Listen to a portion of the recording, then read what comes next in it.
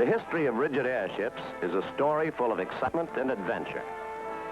Man's struggle to conquer the air started with lighter-than-air craft, and a good deal of the basic knowledge which made the United States the leader in general aeronautics was gained by the pioneers of the airship. The rigid airship not only has its part in the history of aircraft, but can fulfill important functions in future military and commercial air transportation. The first thought in many minds when talking about rigid airships is the terrible accident of the Hindenburg. After a successful career as a passenger and cargo ship, the Hindenburg on May 6, 1937, caught fire at Lakehurst.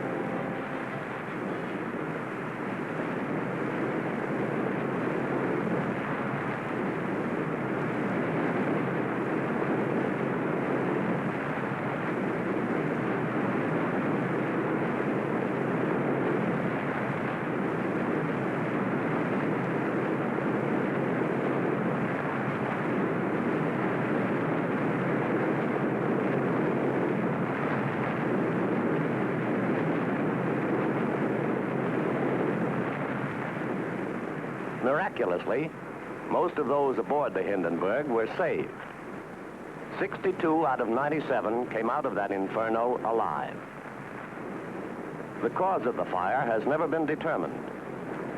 The Board of Investigation reported, "The theory that a brush discharge, St. Elmo's fire, ignited a mixture of hydrogen appears most probable."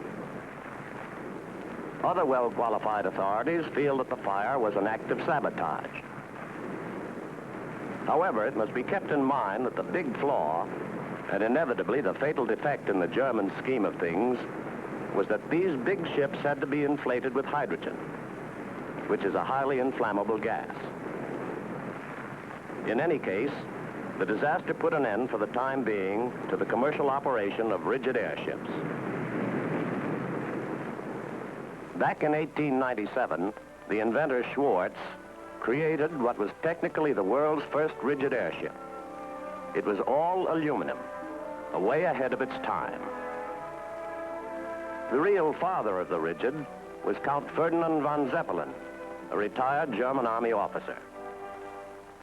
Zeppelin served as an observer with the Federal Balloon Company in the American Civil War. Based on his experiences with balloons, he later conceived the idea of the rigid airship. Several balloons, or gas cells, afforded a compartmentation scheme similar to that used in surface ships to localize loss of buoyancy in the event of damage. The structure to hold the balloons, then as now, consisted of a series of transverse frames, longitudinal girders, bracing wires, and gas cell wires. The first practical rigid, the LZ-1, flew for the first time on July 2nd, 1900. Vertical control was aided by a suspended sliding weight.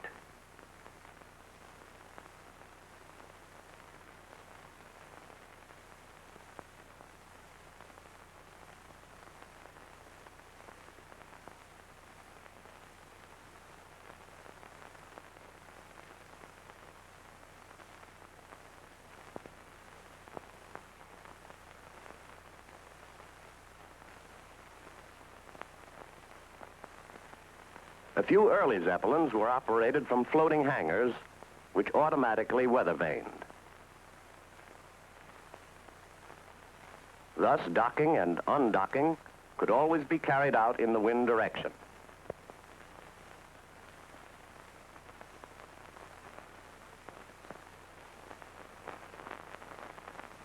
But such maneuvers on water were not simple and gave way to improved methods and hangars on shore. Doors proved one of the toughest problems. Sticking out like huge ears, they disturbed normal airflow and sometimes set up dangerous eddies and gusts. The orange peel type was an improvement. The doors roll back against the main building.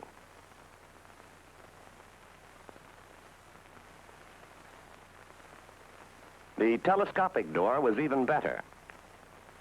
It was an engineering achievement to slide the giant panels one behind the other easily and quickly. These disappearing doors set up no turbulence. But in the early days, the answer was canvas or no doors at all. Gradually, Count Zeppelin gathered around him a number of talented co-workers, notably Dr. Hugo Echner, who became not only a famous airship skipper, but also the leader of German airship development. Dr. Ludwig Durr, designer responsible for many important Zeppelin engineering features. Dr. Carl Arnstein, who became an American citizen and has continued his airship work in the United States. And Captain Ernest Lehmann, Zeppelin raider in World War I and the first skipper of the Hindenburg. In 1910, Zeppelin founded the world's first regularly organized air transport concern, the German Airship Navigation Company, known as DELAG. The early passenger airships, Deutschland, Schwaben, Victoria Louise, and others, were equipped not only with promenade decks, but also restaurant and cabin facilities. Thousands of passengers were carried hundreds of thousands of miles with a perfect passenger safety record. The Zeppelin's only real rival was the Chute-Lance airship, cigar-shaped and with a framework of wood. 20 Chute-Lance ships were built.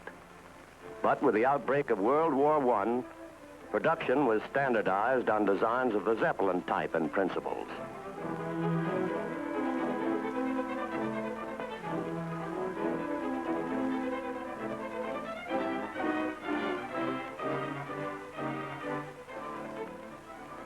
The Germans had a powerful new weapon, the long-range Zeppelin, developed by their commercial airship company.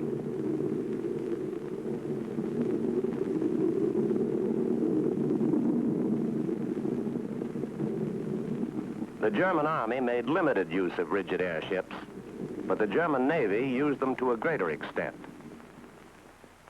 One notable Zeppelin flight was a voyage of over 4,000 miles non-stop from Bulgaria to German East Africa and back, most of the trip over unfriendly territory, adding to the hazard.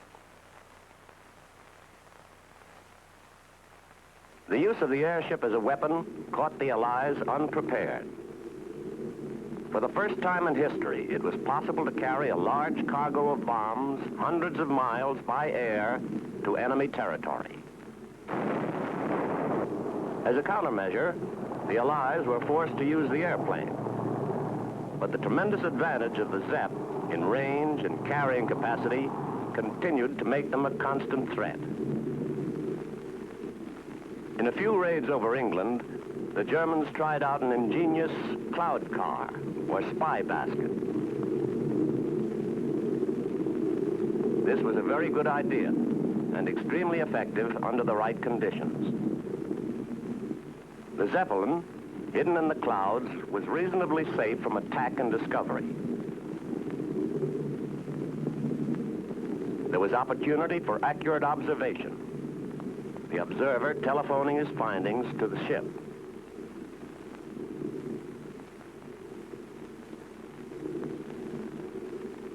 The tactical value of the Zepp was proved in the Battle of Jutland, when information about the British fleet was radioed to the German Fleet Command. This is attested in an official British report. It is no small achievement for their Zeppelins to have saved the German high seas fleet at the Battle of Jutland. Planes, anti-aircraft, and especially means for setting their hydrogen afire finally stopped virtually all raids over England, but the scouting activities of the Zeppelins continued. During 4 years of war, the Germans made over 300 raids and 1,000 scouting missions. Summed up, 10% were bombing flights and 90% strictly naval sorties. They used 116 rigid airships during the war. About a third of these were lost due to pioneering defects or inexperience in handling. Allied guns and planes brought down another third. The remaining third were decommissioned intact. Surprisingly enough, only 441 German airship officers and men were lost in 4 years of war.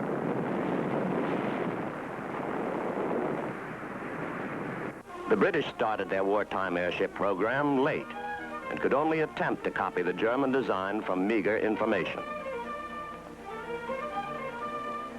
However, the Allies later were lucky enough to bring down a couple of German war Zeppelins almost intact, and they studied these diligently. When the war ended, the Allies distributed amongst themselves the remaining German airships, giving them further material for study. As a result, in 1919, the British completed the R-34, a Zeppelin copy. Pleased and proud, they immediately flew her westward over the Atlantic. Her landing at Mineola, Long Island, marked the world's first non-stop transatlantic air crossing between England states. The R-33, sister ship of the 34, was used mostly for experiments. She was the first Rigid to carry an airplane from the ground and launch it in flight. An unpremeditated incident, a break from the mast in a high wind, proved she could take it. Broken nose and all, she came home safely. This proved the value of Zeppelin's compartmentation scheme. In 1921, the U.S. Navy purchased the R-38, or ZR-2, from the British. This ship was designed primarily for high-altitude use. However, during her builder's trials, she was admittedly maneuvered severely at low altitude. Under aerodynamic loads for which she was not intended, her structure failed. Her hydrogen burst into flames, and she became a total loss. At this point, the British decided to get away from Zeppelin copies. The R-100 and R-101, completed in the late 20s, were designed from scratch and intended for passenger service in the British Empire communications system. The R-100 made several successful flights through pretty rough weather, including a transatlantic round trip in August 1930 between England and Montreal. The R-101 was not so fortunate. No sooner was she built than it was decided to cut her in two and add an extra section to provide more lift. Before being adequately tested, she was rushed off on a demonstration trip to India. Faulty gas valves and a crude ballast system undoubtedly contributed to her getting out of control. She crashed into a hill in France, and hydrogen fire consumed her. Tragic testimony to too much haste. This ended British airship efforts. In the United States, Admiral Moffett, the grand old man of Navy lighter than air, championed the Rigid Airship. He had a great ambition to see his country become the world leader. The first American-built Rigid was the ZR-1, or Shenandoah. Structural parts were fabricated at the Naval Aircraft Factory in Philadelphia and assembled in the original large hangar at the Naval Air Station, Lakehurst, New Jersey. Completed in September 1923, the Shenandoah was a modified copy of the 1916 Zeppelin L-49, captured in France. The Shenandoah was a particularly important ship, not because she was up to date, but because she was the first native-built, homegrown American Rigid. She made her first flight in September 1923 and flew at sea and over many parts of the country in the next 2 years through a wide variety of weather. In some respects, the Shenandoah was a rugged ship. In January 1924, because of a jam mooring spindle, a 74-mile gale tore her from the high mast at Lakehurst, leaving part of her bow structure dangling at the masthead. She was brought back safely, even though her 2 forward gas cells were deflated and much cover torn from her upper fin. The Shenandoah was the first Rigid airship to moor to a floating mast, such as the U.S. Navy devised and installed on the tanker Patoka. Another of her pioneering ventures was a 9,000-mile trip in the fall of 1924 around the periphery of the United States by way of mooring masts at Fort Worth, Texas, San Diego, California,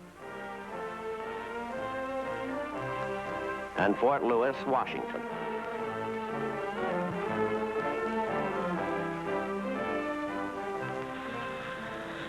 The Shenandoah was lost in the line squall near Ava, Ohio on September 3rd, 1925.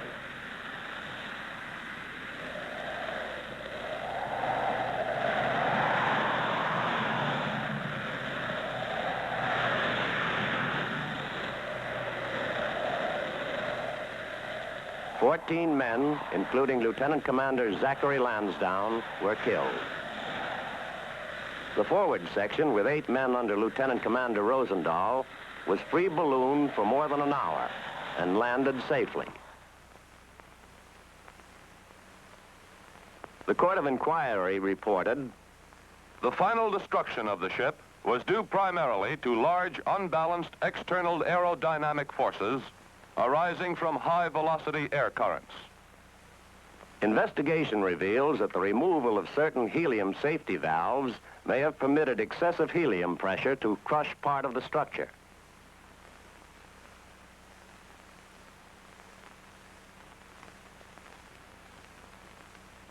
Inadequate weather information may have obscured the existence of treacherous fronts along the projected flight.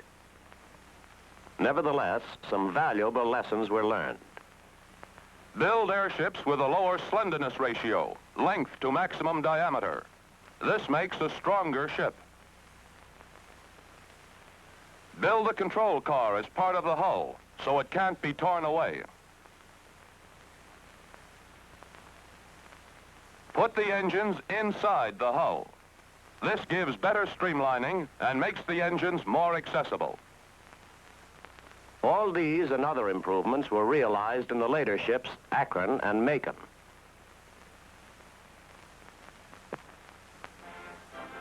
Meanwhile, as part of her reparations, Germany had been required to build an airship for the United States.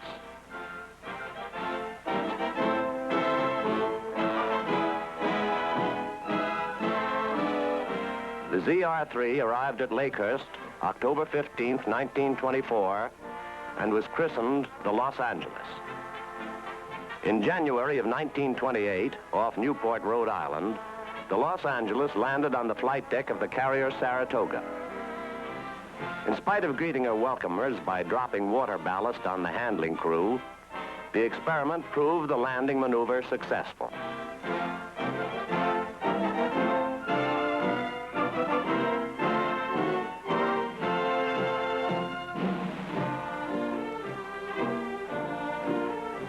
The following month, the Los Angeles made the first non-stop flight from New York City to Panama, 2,250 statute miles in a day and a half.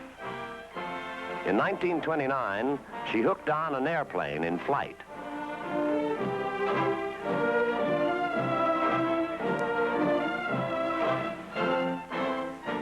Here was a revolutionary advancement, opening up a tremendous new field of possibilities. The airship and the airplane, working together in this manner, could perform many useful functions neither one could perform alone. The speed and maneuverability of the airplane complemented the longer range and larger carrying capacity of the airship. Demonstrating independence of land-based facilities, the Los Angeles in 1931 operated for 3 weeks from the tanker Patoka.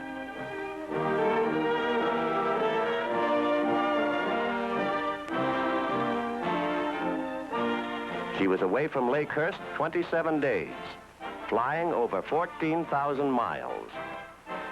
The Los Angeles became a flying laboratory and schoolroom, but her operational use was limited, for in the early days, the Navy didn't have much helium. Will Rogers summed it up nicely. The Navy has 2 airships and only 1 set of helium. Nevertheless, the Los Angeles made 331 flights for a total of 4,320 hours.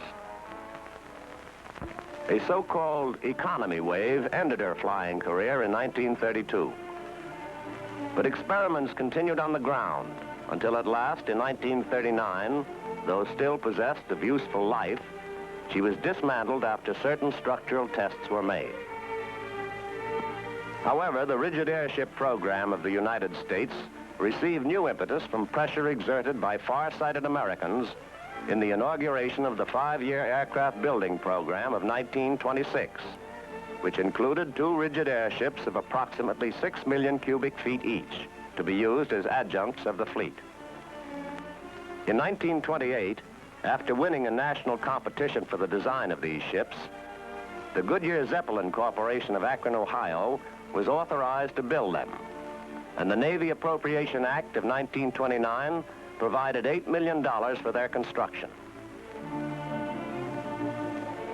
In building more than one craft at a time, a big saving is effected by the spreading of engineering and development costs.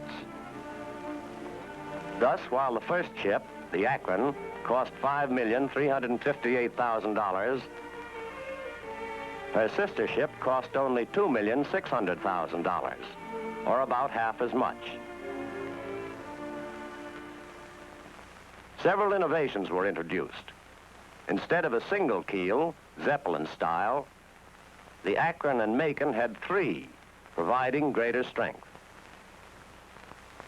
The 8 propellers were built so they would not only reverse, but also swivel through a 90-degree arc, so the ship could be pushed up, down, ahead, or astern. The weight of fuel expended was counterbalanced by an ingenious condenser that recovered water from the exhaust gas of the engines. The Akron made her first flight September 1931. Her Navy designation was ZRS-4, ZR for Zeppelin Rigid, and S for Scout. The airplane-airship teamwork, inaugurated with the Los Angeles, was carried a great deal further with the Akron and Macon. They each carried 5 naval planes in a built-in hangar. The planes were taken aboard and released by means of a trapeze device.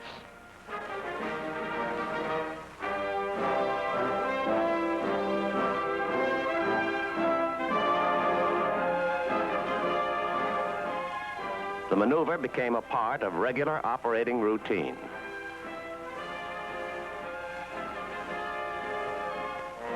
In a year and a half of service, the Akron piled up 1,700 flight hours in 74 flights.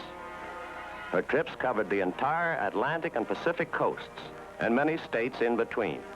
She flew over Cuba and to the Canal Zone. She took part in exercises with the fleet and made many experimental and training flights. The Akron was destroyed in a storm off the Atlantic coast, April 4th, 1933. Almost all aboard were lost, including Admiral Moffett. The most likely explanation is that the ship was unwittingly maneuvered so close to the surface that her tail hit the water. Suspicion of structural failure is not corroborated by direct evidence. It is significant that airships have weathered worse turbulence.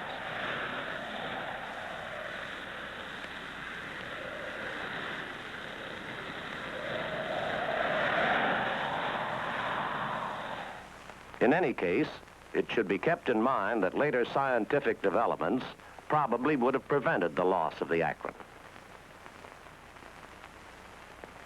For one thing, detailed weather information, as is now available, enables a ship to avoid storm areas that are dangerous. Further, at the time of the Akron, altitude was indicated simply by a barometer calibrated in feet. This is not necessarily the true altitude. For instance, it is known that at one time the altimeter read 1,600 feet, while the Akron was actually no more than 1,280 feet above the surface. In modern aircraft, altitude is registered by radio altimeters which do indicate true altitude.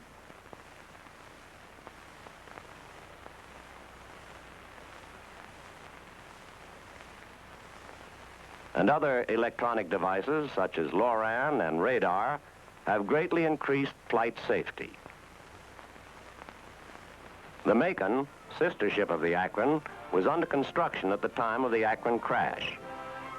She was commissioned in 1933 and based at the Naval Air Station, Sunnyvale, California, which later became Moffett Field. In the next year and a half, the Macon made 54 flights, flew 1,800 hours, and more than 90,000 nautical miles. She launched and recovered her own planes in flight and by night, in foul weather and fair, a great advancement in this technique. In 1934, an incipient structural failure during flight was detected in the stern. Temporary repairs were made, but it was decided that permanent local strengthening could safely be postponed until completion of scheduled maneuvers with the fleet. On February 12, 1935, with a day's fleet exercises successfully concluded, the Macon headed home to Moffett Field. As the ship turned to avoid a squall, the upper fin tore from its forward support, and 2 gas cells in the stern were ripped open. The loss of helium declined the stern of the ship sharply. The engines drove the Macon above the pressure ceiling, and more helium poured out through safety valves. In the brief time available, it was impossible to drop enough weight to make up for the lost helium. The big ship slipped slowly into the sea. The one bright spot in the event was the abandoned ship maneuver. Only 2 were lost of the crew of 83. Hindsight shows it was an error in judgment not to have laid the ship up for permanent correction of the difficulties when they first appeared. But the fleet exercises demanded the services of our only airship. It is obvious that no single unit of the fleet is sufficient to prove the type. There must be other ships for replacements and to carry on simultaneous and competitive developments. The United States, having operated only 4 rigid ships, nevertheless made a major contribution, improved ground handling equipment and technique. Originally, it was accustomed to rely entirely on manpower in ground handling. The British introduced the high mooring mast, which was later utilized by the United States. However, the high mast was unsatisfactory because the moored ship is difficult to service and must be kept in constant flying trim. Even so, air turbulence is unpredictable.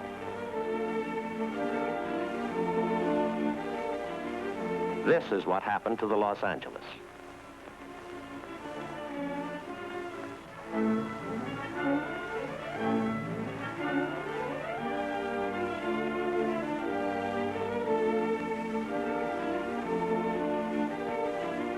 The giant swing of the Los Angeles hastened the development of the low or stub mast.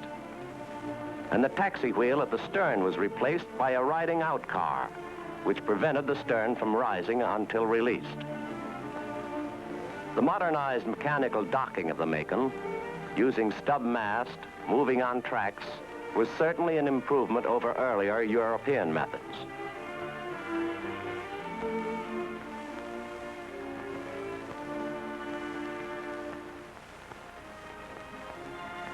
Meanwhile, Germany had developed a new commercial airship. The Graf Zeppelin was the first to be put in service September 1928. The Graf didn't use gasoline. Instead, her 5 Maybach engines were driven by blau gas, a hydrocarbon fuel gas of about the same density as air.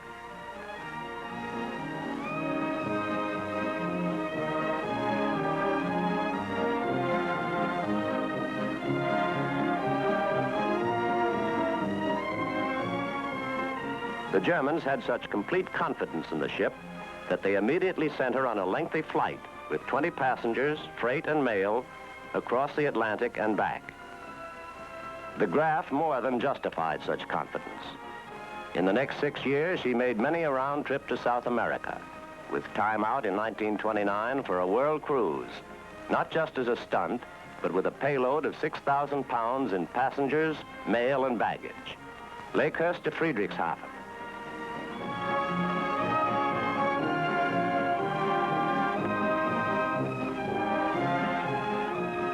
To Tokyo,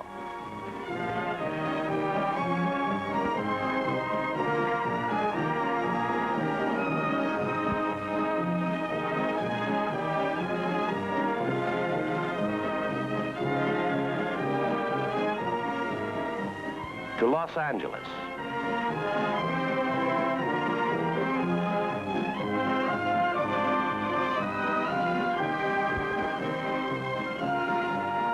And back to Lakehurst.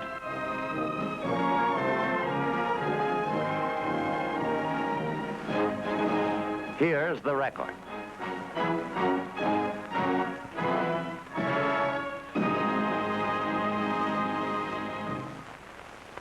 The Graf Zeppelin was finally removed from service in 1937 after the Hindenburg fire because Germany had no helium. However, the Graf remains an impressive argument for commercial rigid airships. Here are the 9-year totals.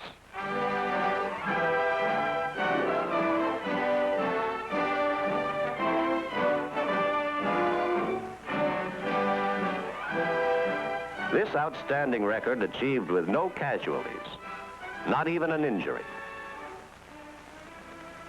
The LZ-129, the Hindenburg, was placed in service in May 1936. From May to October of that year, the Hindenburg made 10 transatlantic round trips between Frankfurt and Lakehurst, plus several round trips to South America. Accommodations included freshly prepared meals, staterooms, shower, promenades, writing room, lounge with grand piano, smoking room, and bar. Noiseless and vibrationless, the big airship provided the acknowledged maximum comfort in oceanic travel.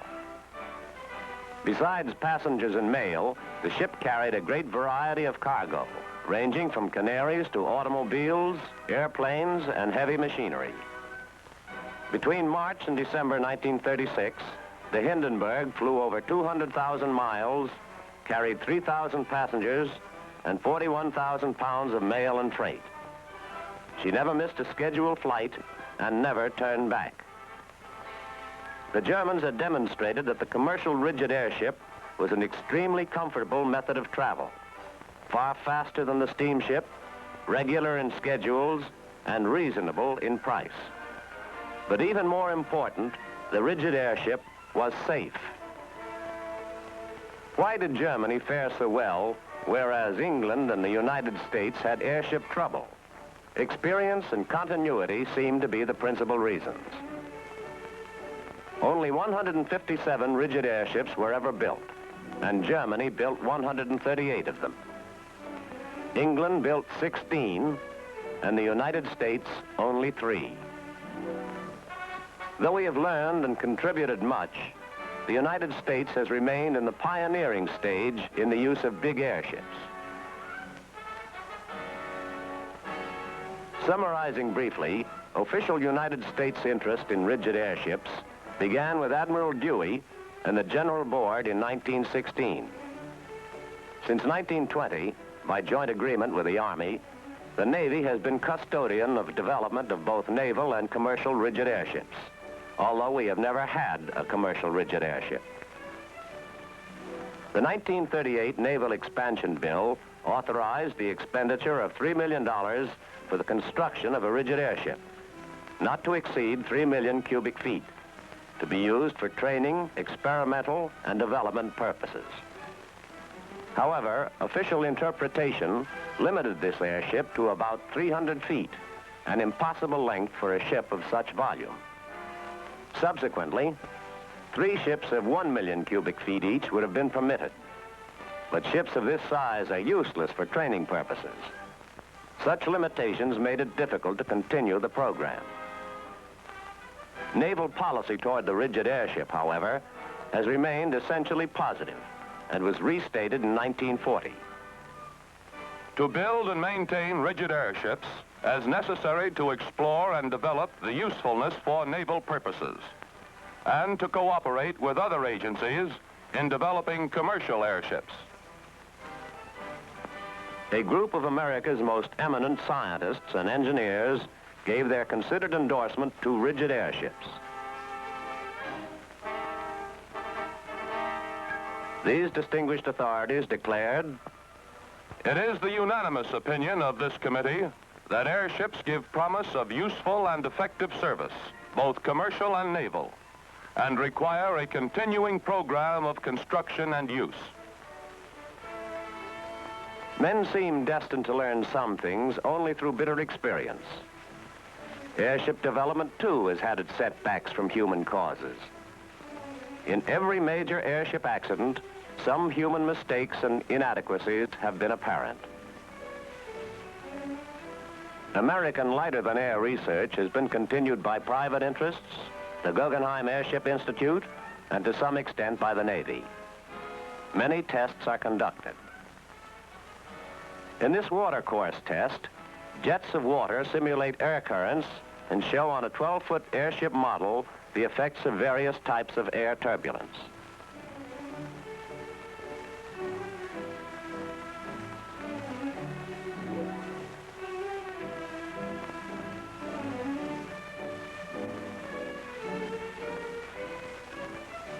Other tests furnish information concerning strength and weight factors of the newer light alloys.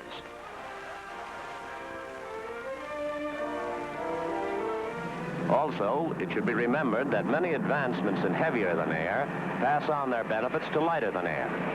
Better power plants, improved construction methods and materials, and the general field of aeronautical engineering. The size of the rigid airship, starting with the LZ-1 of 338,410 cubic feet, has steadily increased with the growth of aeronautical knowledge.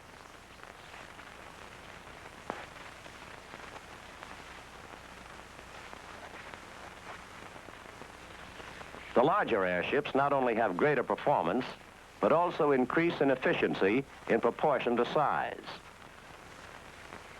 Designers now have on the drawing boards plans for a 10 million cubic foot rigid airship.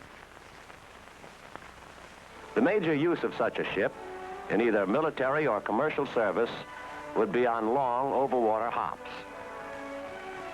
It will have a top speed of 90 miles an hour. At a cruising speed of 75 miles an hour, it could cover 6,000 miles non-stop with a payload capacity of 90,000 pounds. Over a 4,000-mile route, the payload would be 130,000 pounds. This represents a carrying capacity of more than 300 combat troops, or more than a dozen fighter planes, or over 200 hospital patients.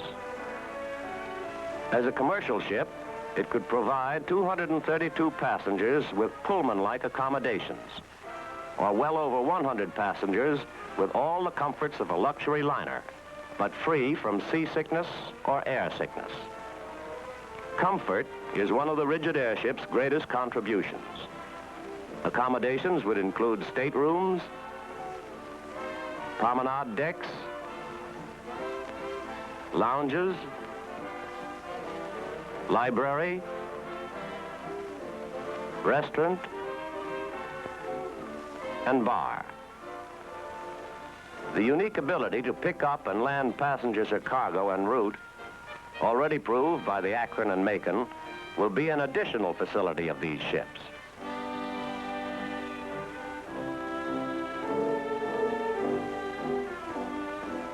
The proposed ship will, of course, contain helium, so that a disaster such as the Hindenburgs could never happen again.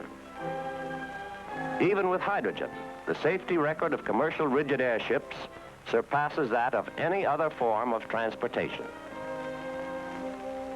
Over 51,000 passengers carried more than 1.25 million miles with not a single casualty until the Hindenburg fire.